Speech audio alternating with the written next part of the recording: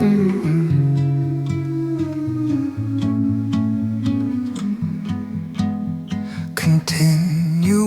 to move like someone who,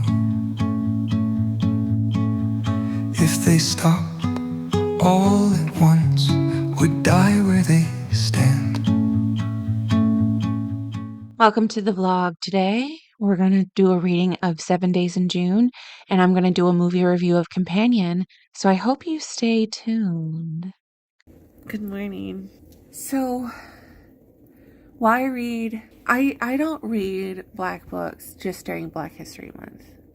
I read Black books all the time.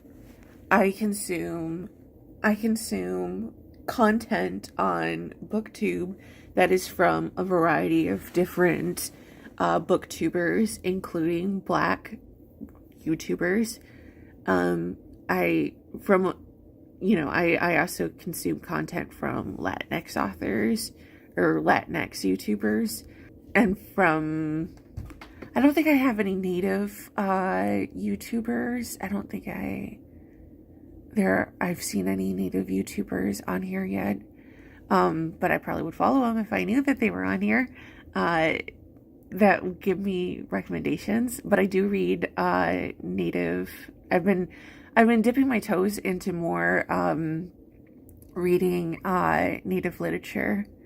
I was reading There, and I was reading I was reading Braiding Sweetgrass, and I was reading There. Although I'm waiting for the print copy of There or Braiding Sweetgrass, because I was having a hard time reading it on the Libby app. The thing about it is, you don't read these things just during Black History Month or just during 1 month of the year. You read it all the time. You're supposed to read it all the time. Like, this is supposed to be part of, like, your vocabulary and, like, you're not supposed to do it as, like, a performative act. Like, look, guys, I'm reading Black books. You do it because the books are good. And, like, that's why during this vlog, I'm reading Tia Williams' 7 Days in June. I was very curious about it because I saw a Black YouTuber talking about 7 Days in June because they talked about a couple other books that I had read and I liked, which was The Midnight Library and what was the other one that they talked about that I had read? But there was another book that they had talked about that I had read, and I was like, and they were good books, and I was like, I had not read 7 Days in June, and so I was like, he said that they were like the trifecta of good books, and it was like this video that had gone kind of viral in the BookTube community. Like I always see his video, and it always pops up in my feed, and I'm like, I really need to read the 7 Days in June. You know, I don't know what this book is about really, but it has a good cover. The author seems really cool, and I've heard a lot of really good things about it. I started reading it, and the first couple pages I was like, I don't know, yeah, it's all right. But then I started getting into it, and I was like, bam, 100 pages gone, and I was like, whoa, this is really good. I was like, oh my god, this is like, but 100 pages were gone, and I was like, wow. It was like, all of a sudden, I was just like, devouring it. And I was like, oh man, I gotta put this down, because I don't want to finish it too quickly.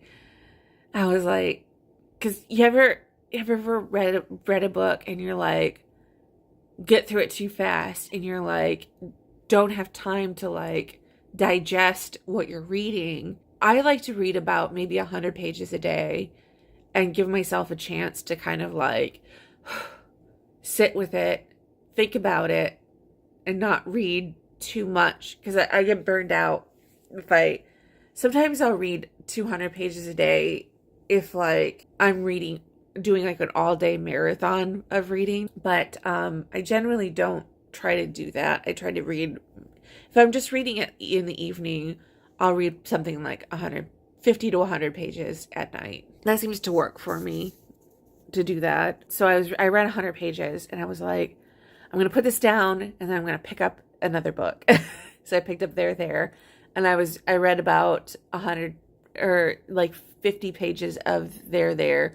I think I got to about 120 pages into There. So I started at about like, at page 70 in There, and I got to about 120, 130 in There. So I'm about halfway through There. So I've been switching off between the two, and they're both really good.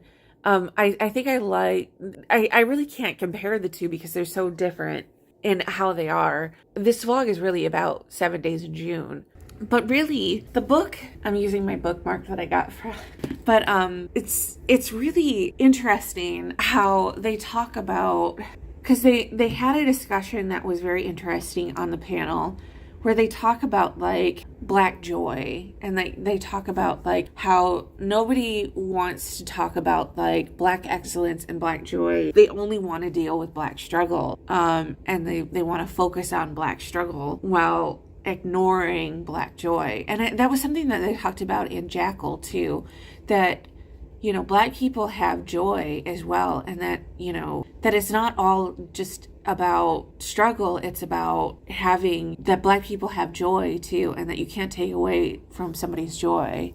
And I've been internalizing that a little bit more about joy. And I think it's something that, you know, is really necessary right now, especially not just Black joy, but just joy in general, just having joy during a profoundly terrible time right now, especially as a disabled person. You know, they're going through Social Security. Elon Musk and all of them are going through Social Security, and so they want to cultivate this act of fear. And so I'm trying not to be afraid right now, because they want you to be afraid. They want you to be scared of taking everything away from me and you and everything that you live for. I think the bold thing is just to not be afraid. My cat's comforting me. He just put his hand on. He just put his little paw on my hand. He's like, it's gonna be okay. But I know that I'm cooked. I know that I'm cooked when it comes down to it. They're gonna take my Social Security. But I mean, because I have an invisible disability, so they're gonna say all sorts of things about me, even though I get hospitalized once every so often for psychosis.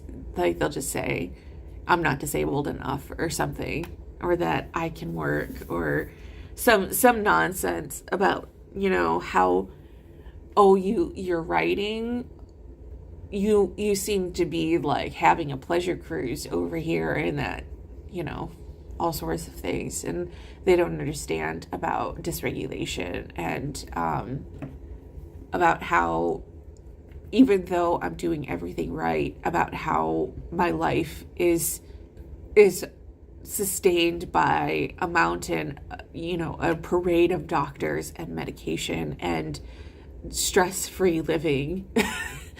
But yeah, so and something they talk about in 7 Days in June is that she does things to try to maintain her life, because I would say that she is disabled in a certain way. They haven't gone a whole lot into her pain regimen, but I would say that she is disabled in a certain aspect. That she is a disabled author, that she has chronic pain, and that it is disabling for her, that she struggles with disability in a certain way, and that she because she struggles with addiction, she cannot take medication, and so she doesn't know how to. She doesn't have anyone helping her function on it, that she's just stuck without it. And here comes this guy coming along who's read all of her. I almost cried when I read that there was a man who read every single thing that she wrote. Like, just the idea of having a man anyone, man, woman, anyone, reading everything that you wrote and loving it.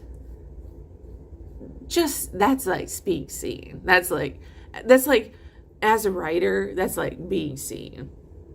That's like really being seen. And being able to comment on it coherently.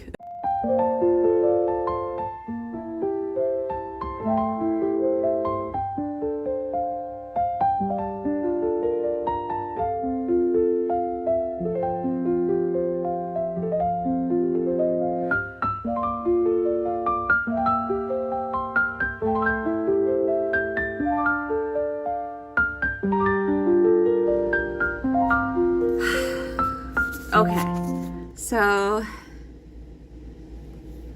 it's Friday. I don't know.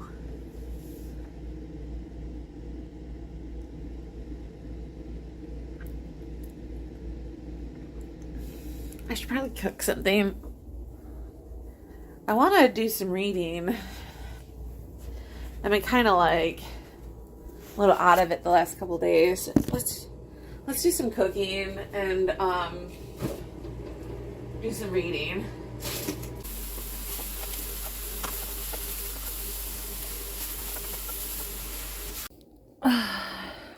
So I stayed up late last night and I finished 7 Days in June. And I told myself I wasn't going to read it too fast, but I got to a point. I got to the tipping point in the novel. And I was like, oh, I have to finish this. It's so good. So, is I just wanted to savor it. It was so good. And I was like, no, they're not going to end up together. I was like really sad.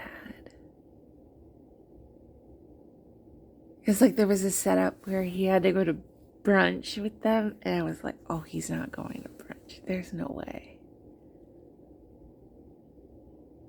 And so she was really mad when he didn't show up. And she was really hurt and humiliated. And then, like, he had a good reason. But, oh, pain. And, like, yeah. But then, after the 7 days, when they go and they, like, go into their separate corners and, like, they figure it out. Beautiful. Like the epilogue is so sweet. It's like the story after the story. There's something to be said about epilogues. Like, will you keep reading? Yes. Yes, I will keep reading. Oh. I saw a comment on Blue Sky from E.W. Paris, this writer that I follow, and he was talking about, because I had mentioned that I didn't want to get through 7 Days in June very fast. I wanted to take it kind of slow because I was really enjoying it and I didn't want it to be over too fast. And then I slowed down a little bit, but then as I kept reading it, I couldn't stop reading it. It was too good. And E.W. Paris posted a skeet. Is that what they're called? I don't know. The word's still out. He did a post on Blue Sky, and I'll post somewhere the post. When he starts reading fast, he starts to critically examine why he starts reading fast. And I was thinking about it with 7 Days in June, that the reason why I was going so fast is because not only is the writing good, but the subject is engaging enough that it makes it so that you want to stick with it.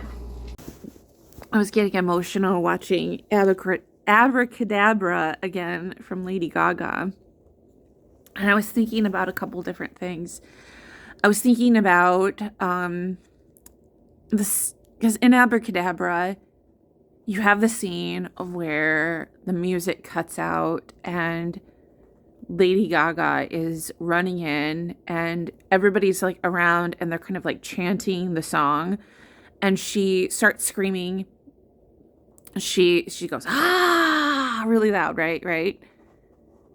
That's such a powerful scene. And I always start crying during that scene. Because here's what it means to me. And I'll relate it to the book 7 Days in June. But so she is basically like so the song Abracadabra to me is like what it means like in the now of like where we're at as a country, as like the LGBTQ plus community is like, it's kind of like a song that's like they're trying to take away a lot of stuff from the LGBTQ plus community, and they're trying to do like a lot of things to limit our ability to exist. So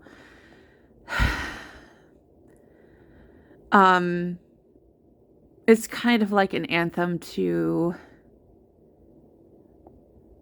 vent frustration. And so it's sort of like, I said a thing to my friend, Donnie. I was saying that it's kind of like, no, I won't go into this quietly. I won't go quietly.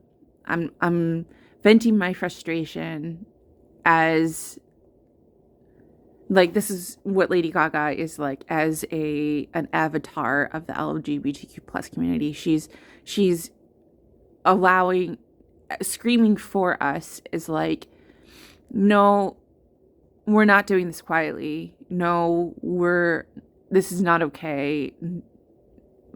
No, we're going to fight back. And no, we're not going to allow this to happen. That you can't just take these things away from us. And that's why the song is so important. And that's why I get so emotional during that scene, is because it's like there's so many people who want to take away just basic needs and just want to exist. Sorry, I'm just becoming dysregulated. It's okay. But I get so emotional during that scene, because it's like, no, I will not go quietly. No, I will fight for what I believe in.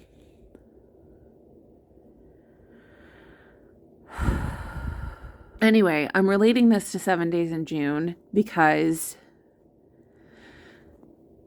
she has a disability, and her disability is extremely horrible. Like, she has to do so much. She has to write books she has to work to survive, and she has to take care of her daughter, and she has to find a way to function even though she has this disability.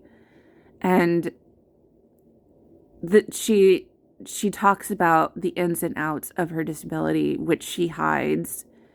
And that's why I was so proud of her for standing up for herself and not hiding it at the end of the book.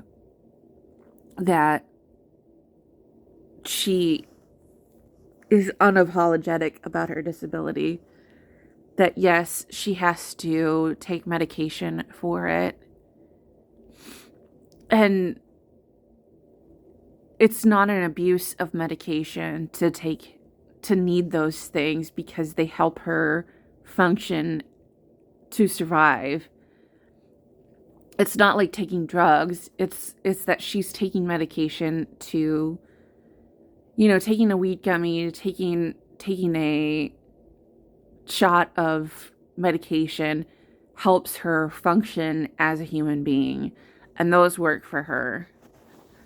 And that's not everybody's care plan with their disability is going to look the same. But everybody's disability is different. And that's why you can't say you can't really think about people's disability. Disability is such a, and anybody can become disabled at any time is the thing. The older you get, the chances of you becoming disabled are higher.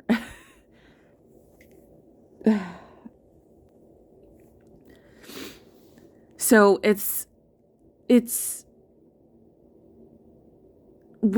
you need to show care. You need to be showing understanding, and it's just, I don't know. It's just better to show compassion and to not go, and if you are a person who is disabled, to not go quietly into it. Anyway, that's the vlog. That's the vlog for this week. We have come so far.